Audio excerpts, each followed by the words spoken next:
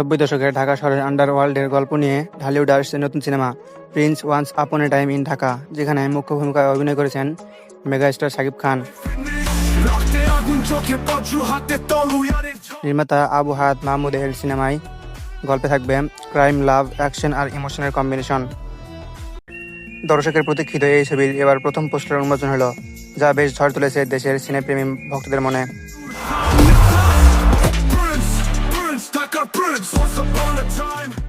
22 August শুক্রবার বিকাল 4টায় সামাজিক যোগাযোগ মাধ্যমে চলচ্চিত্রটির নির্মাতা আবু হায়াত মাহমুদ, শাকিব খান সহ ছবির কলাকুশলীরা একযোগে পোস্টারটি উন্মোচন করেন, আর তার দেদারসে ছড়িয়ে পড়ে দর্শক মহলে। শুরু হয় আলোচনা।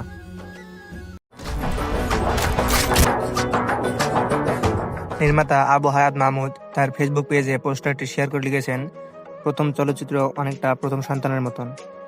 হাজির হচ্ছে এক নতুন মাত্রা, Prince once upon A time in Dhaka, এক শহরের গল্প যেখানে মেলে তার কিংবদন্তি। শাকিব খান পোস্টারটি শেয়ার করে লিখেছেন, ঘোষণা হলো এক নতুন অধ্যায়ের, শহর চিনবে তার আসল নায়ককে। সেই পোস্টার এ দেখা যায় অন্ধকার লালচে আবহে মানুষের ভেতর দাঁড়িয়ে আছেন এক চরিত্র, যার দুই হাতে পিস্তল উঁচু করে ধরা।